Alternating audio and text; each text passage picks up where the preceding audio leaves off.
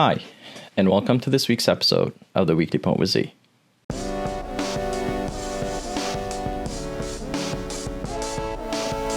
Now, for this week, I'd like to continue our topic on Russia and Ukraine, and more precisely discuss why the war in Ukraine is unwinnable, why Russia practically lost the war the minute it entered Ukraine, and why there is no outcome out of this war that would be to Russia's advantage, no matter what the actual outcome of territorial gains is.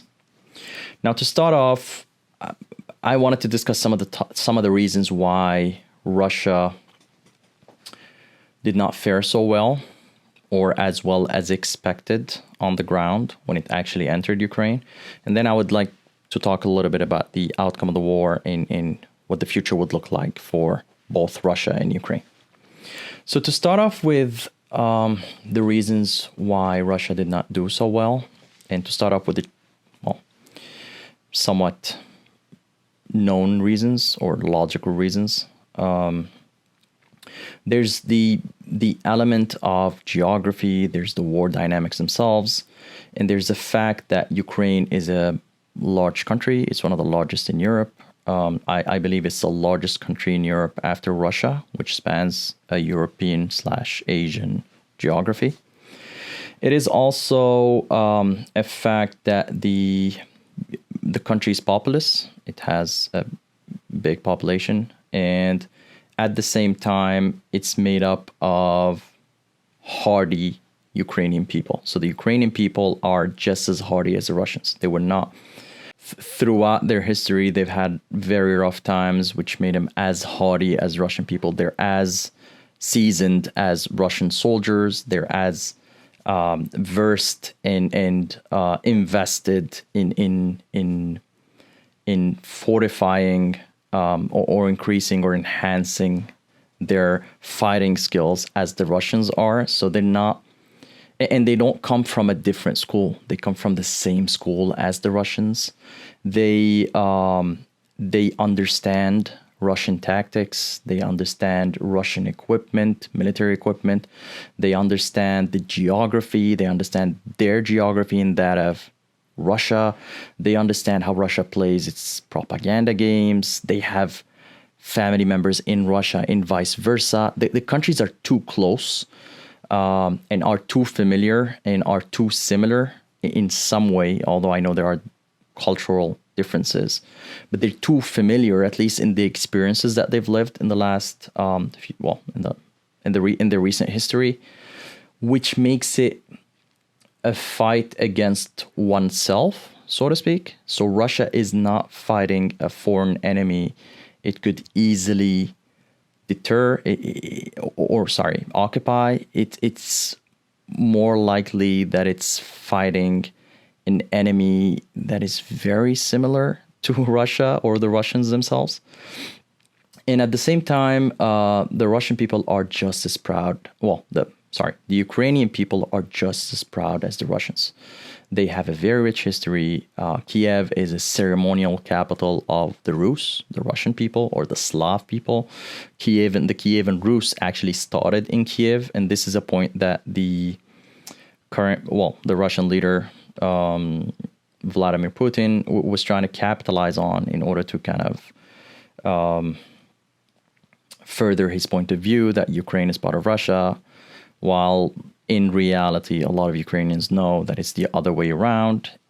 Things actually started up in Ukraine, and then the Kievan Rus moved out of Kiev, depending on the pronunciation, and moved out of that region into the St. Petersburg and Moscow region, and then established another nation there. So these are the war dynamics. There's also the fact that the Ukrainian people are now much more aligned behind their leadership. They've had their fair share of foreign occupation. There was a lot of instability in the last 15 or 20 years on the political scene. There was the Orange Revolution and then the counter-revolution with a pro-Russian government and then the other revolution. So there was a lot of political instability and the people are tired of it. They would like for the leadership to kind of make a choice, either east or west, and just align to it and then get it over with. Now, the Ukrainian people have made it clear that their aspirations lie west. They prefer to be part of the European Union, or at least be closer to the European Union.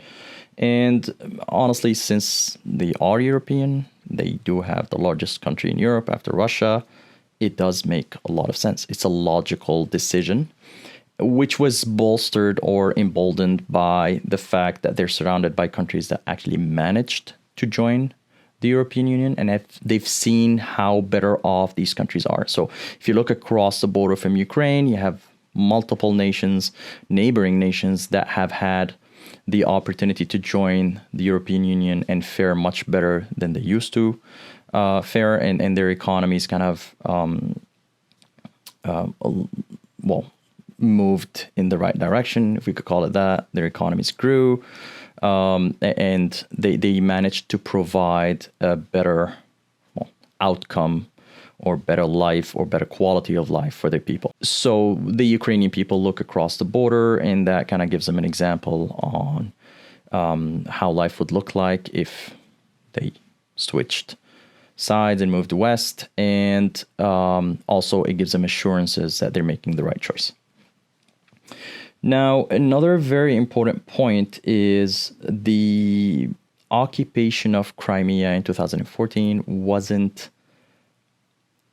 a decision that anyone could easily defend. Even pro-Russian movements in Ukraine could hardly defend Russia's occupation of Crimea.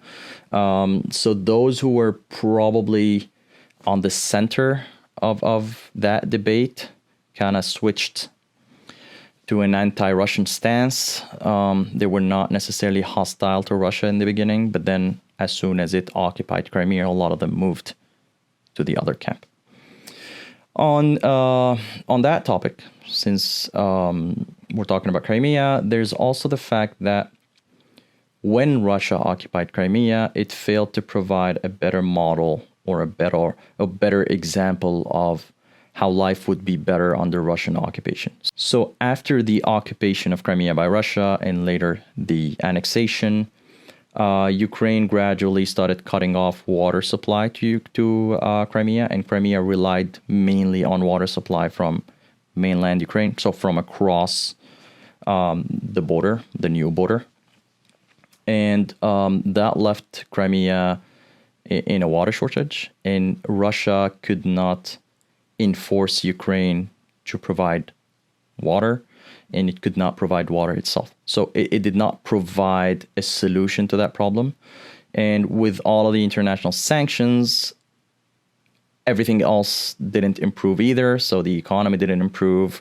All that Russia managed to do is build a bridge between it and the Crimean Peninsula to kind of circumvent the need to go through Ukraine to reach the peninsula. So from a logistical standpoint, it connected the peninsula physically to the Russian Federation, but it could not improve the living conditions for Crimeans in the peninsula, and that didn't help provide an example of how life would be better under Russian rule, which kind of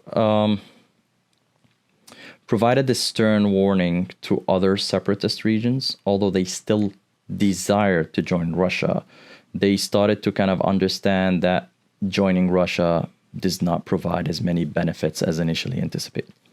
Now, to provide another look at one of the other reasons why Russia did not fare as well as it anticipated is that it failed to play by NATO's rules.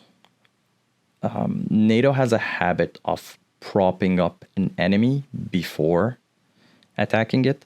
So there's this whole level of media propping and propaganda, if I could call it that, at a national level that kind of prepares the people of NATO nations for war. They all see the enemy as the enemy. It's clear. It's there's some form of consensus on why we need to attack that enemy. Russia failed to do that because it kind of tried to play two cards at the same time. It tried to play the Russian/Ukrainian common heritage card and the close proximity and then the brotherly love, so to speak, and at the same time propping up or trying to prop up Ukraine as the enemy, which didn't go so well with the Russian people. So the Russian people saw this war as unnecessary, as unjustified, and for them, they kind of failed to see how this war is in Russia's interest, and it was highly unpopular among your average Russians because, again, there's common families between the two countries. There's certain bonds across the border that people could not overcome. So Russia was not able to do so, and in its failure to paint Ukraine as an enemy, at least as clearly as NATO paints Russia as an enemy, it kind of failed to get popular support, and it failed to get the support of its military machine as well. Now, on why this war has no end. So this war is unwinnable. There's no positive outcome for Russia, even if it makes territorial gains. So the only way Russia could secure a better or more advantageous position is by occupying the whole of Ukraine, which is a feat I don't think Russia is able to accomplish because it requires logistical feats that are beyond the capacity of the Russian military and most modern militaries for that matter. You cannot occupy a country the size of Ukraine as hostile as Ukraine. It is just not feasible and it's not sustainable. Even if you manage to do it for a while, you cannot sustain that occupation. The only other option is a scorched earth tactic, which the Russians in theory could use, but I don't think they would resort to that option because that would be genocidal and utterly unimaginable. Like that would create such atrocities on the world scale that no one would accept, even the Russians themselves. So the only way the war could end is by Russia annexing the eastern provinces or eastern regions of Ukraine, which it already has done. But beyond that, I don't see any other way they could win this war. So even if they manage to annex those regions, which have a majority Russian or Russian-speaking population, that wouldn't change the dynamics on the ground. The cards are set. The world community is firmly entrenched against Russia. Any NATO interference in Ukraine or advancement in Ukraine is justified, at least to the world community. And with China kind of pulling back some of its support for Russia, Russia doesn't have any friends. No friends that matter, at least. I know there are a few nations here and there that support Russia, but none of them matter at a global scale. So NATO now has a free hand to pour in some additional weaponry to Ukraine. There was this initial sort of pre-approval by the European Union for Ukraine to join the European Union. There's also a pre-approval of some sorts. At least there's an expectation of some sorts that Ukraine would at some point apply for NATO and it would be allowed to join NATO. But even if that didn't happen, we've seen the impact of modern NATO weaponry in Ukraine. We've seen how this type of weaponry and equipment managed to tip the scales of the war on the ground and managed to give the Ukrainians the upper hand in that war. So more weaponry and more equipment going to Ukraine, more training going to Ukraine, especially if the war reaches a ceasefire, which allows Ukraine to kind of have a little bit of a breathing room, would mean that Ukraine would be much more equipped and much more trained to fight in any future conflicts, which would bring NATO even closer to the Russian border and give off a situation where Russia is always under the barrel of the NATO gun. Now, if you're not familiar with the geography of Russia and the threat that Ukraine poses to Russia, please go back and check out last week's episode. It will help you understand what the significance of Ukraine in that conflict is and why Russia was kind of forced to intervene in Ukraine and had no choice but to intervene in Ukraine. But in any way, that decision by the Russians to intervene in Ukraine is not going to change the fact that Russia is now in a much more vulnerable position than it was years ago. And again, I would like to reiterate what we mentioned last week. This war was unavoidable. NATO kind of baited Russia into that war, and Russia had no choice but to enter that war. So in summary, I believe NATO won this battle. Obviously, the war is not over, but I believe NATO has won this battle.